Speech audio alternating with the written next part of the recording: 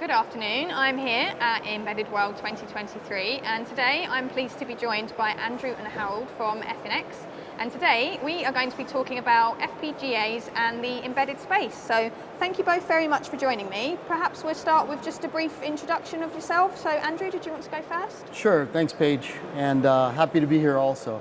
So my name is Andrew Girardi and I'm Vice President of Sales and Business Development. I joined Efinix about 3 months ago. And I've got a lot of experience in the FPGA and embedded world. Yep. And we're joining a company that's been definitely really interesting right from the start, and we'll talk about that today. Yeah, fantastic. And Harald, how about you? Thanks, my name is Harald Werner. I'm at Efinix now since 3 years. I started at March 2020 and was the first guy here in Europe responsible to set up the business. And I was really overwhelmed from all the feedback we got from the customer and the success we have. Fantastic. So can one of you tell me a little bit more about the company as well? What is it you guys do? Sure. So Efinix was founded in 2012, and we're just an FPGA company. And there have been an incredible change in dynamics and market conditions on the FPGA side, where there's been a lot of consolidation with big companies, and then others that have disappeared. And the founders of our company have a tremendous amount of experience in FPGAs, and we've built a team over the last years and some products that are really changing the dynamics of how the FPGAs work and their functionality and the applications that they go into. So it's really, really a dynamic time and really, really interesting. Fantastic. And FPGAs have been around for a long time. So what is it about Efinix that is different to everyone else? Yeah. So I think we do not have a Me Too product as all the others have. That means the standard of an FPGA, the architecture, never really changed over the last 20 years. It's always you have your fixed routing, you have your fixed logic, and you have to provide a lot of routing resources to do the connection from A to B. Yeah. And to see all these disadvantages and bottlenecks out of this architecture, I think we defined our new XLR technology, which combines both together. So we have an XLR cell, which gives you the ability to do logic implementation based on a lookup table, and at the same time you can integrate routing resources into the same cell. So the cell can do logic, routing, or both together. And this makes our tech architecture totally different to the stuff which is available today.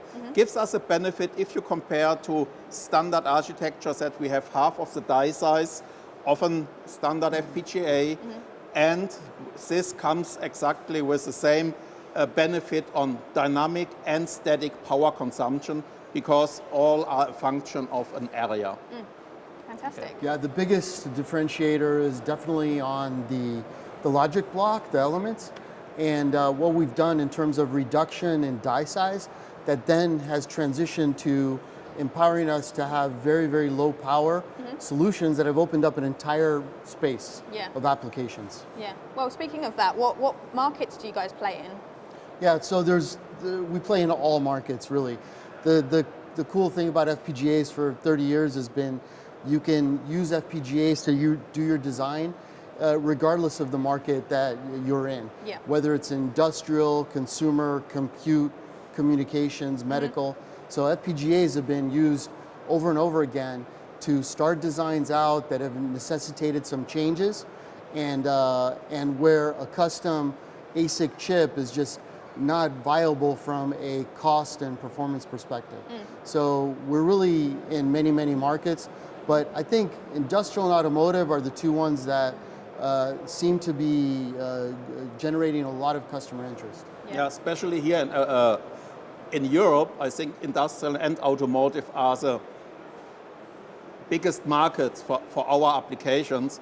And so we started to offer the ACQ100 devices, which you can use in automotive.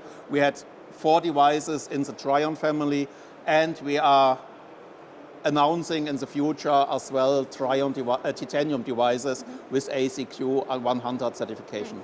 I'm interested to hear how you see the embedded space evolving over time and what impact that's going to have on the company.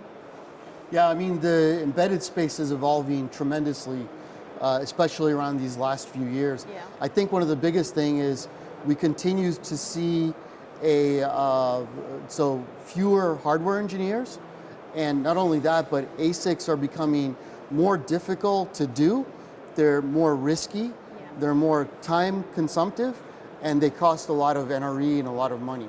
With FPGAs and with Efinix FPGAs, you can get onto your design right away, you can change it, you can debug it, and you can bring it into the market at maybe a higher price than a custom chip, but because of our architecture, we've reduced that gap to ASICs, and now a lot of customers, as you know, will tend to stay with FPGAs because they don't have to mess with anything. Yeah, and I think our benefit on power consumption and size, because we are able, because of our small die size, we can do small packages as well, which becomes very important in the embedded market as well. Aren't FPGAs difficult to program though? Yeah, I think you have to know the language where you can design the FPGAs, which is usually mostly here in Europe VHDL.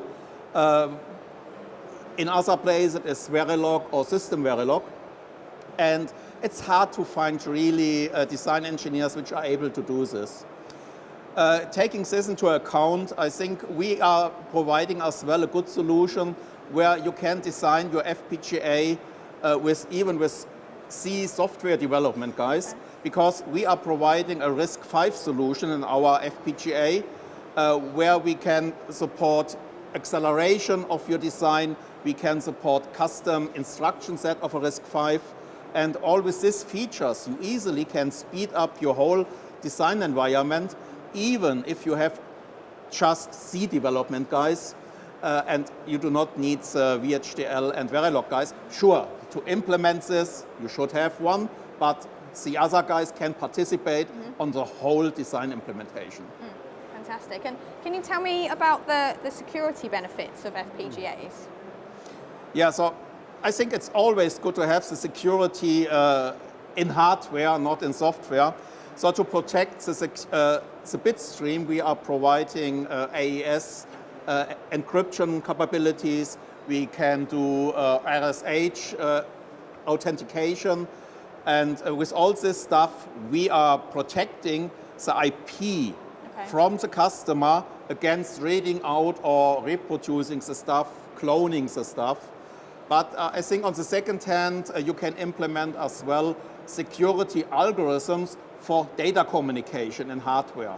And here is as well, if you have a fast FPGA fabric, you easily can implement all the security algorithms in hardware, which is much harder to crack than having something like this in a software application. I think that's really important, especially nowadays. Definitely. And what about the benefits of using FPGAs in edge computing? Yeah, I mean, it comes down to, getting as much functionality as close to the end user as possible.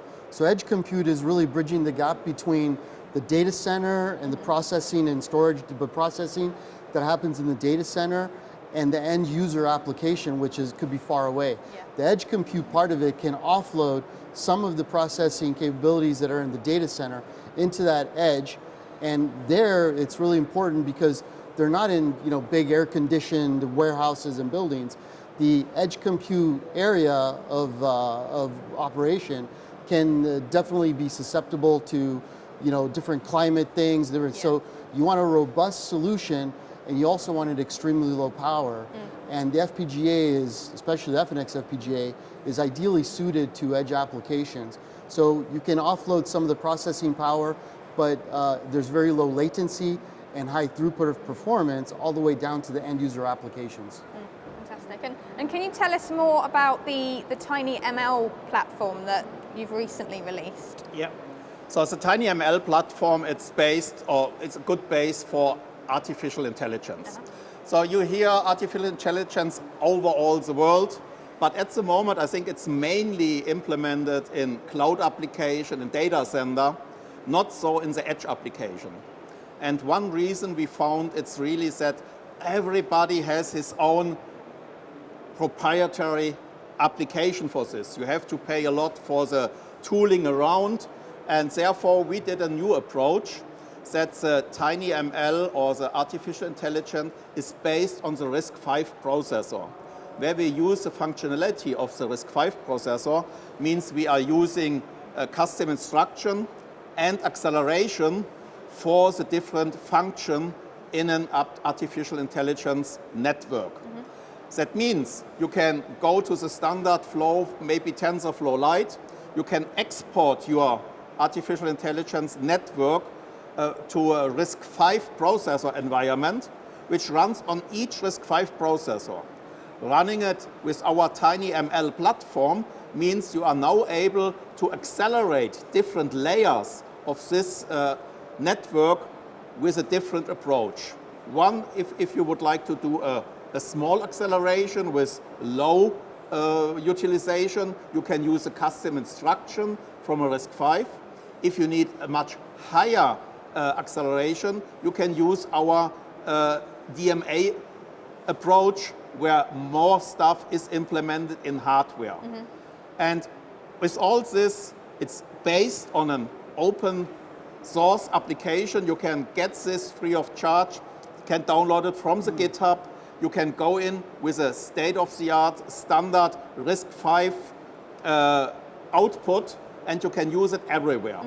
So I think over the last 2 years, we all learned it's a big benefit if you set up your system on a way that you are able to switch from A to B, depending on the delivery situation. I think from an end customer or end user perspective, we're trying to make it as easy as possible for design engineers really to implement whatever function they're trying to do on the FPGA.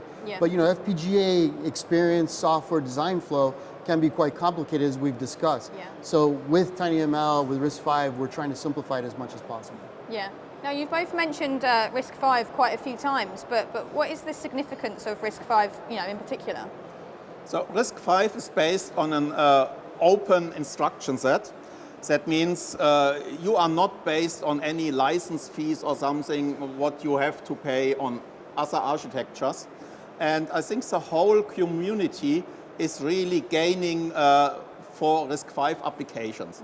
So RISC-V, a lot of RISC-V cores are open source. That means everybody can download it, can use it, and therefore the community is growing dramatically. That means as well, all the resources which are available will increase over time. And now as well, the industrial area is gaining interest in this area, that a lot of people asking for RISC-V, setting up the new projects based on RISC-V, because it has a benefit from looking, the custom instruction set is a big benefit if you need some acceleration somewhere. And this is implemented in RISC-V by nature. So you do not have to set it up somewhere else on a different way. It's really implemented as a standard specification in RISC-V. And so we set up as well, our RISC-V solution is based on the VexRISC open source device from RISC-V. And so we are modified it a bit that it runs up to 350 megahertz as a soft IP core in our Titanium family. And this is really outstanding. And this helps a lot of customers to do their system on chip really based as well as an IP in an FPGA. Fantastic. And finally then, before we wrap up, what does the future hold? Well, I mean, Paige, the future is really exciting. We've been in FPGAs for quite a few years. We've seen the development of FPGAs have gotten bigger and larger, and clearly companies and end customers in many different market spaces love to use FPGAs because you get immediate feedback on your design. You can implement it, you can see the results, and you can change it, you can improve it, you can modify it. And as the technologies increase, we've adopted newer process technologies, and we've come to a point where the reduction in power which Efinix is really bringing to the forefront is enabling a new class of designs that today are even better because everybody wants to use that end application in their hand, right? And so with the edge compute functionality that we put in, with the low latency, high performance, and low power that we introduced, I think the future is very bright for 30 more years of FPGA architecture innovation. And we're especially excited to see how many customers are adopting Efinix as a solution. Fantastic. Well, it's certainly a very exciting space to be working in. So thank you very much for your insights both. It's been a real pleasure speaking with you. Thanks a lot. Thank you.